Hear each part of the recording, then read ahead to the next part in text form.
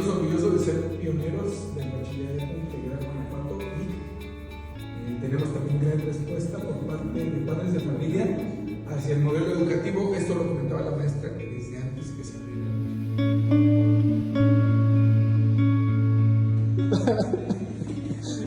Es con la mano.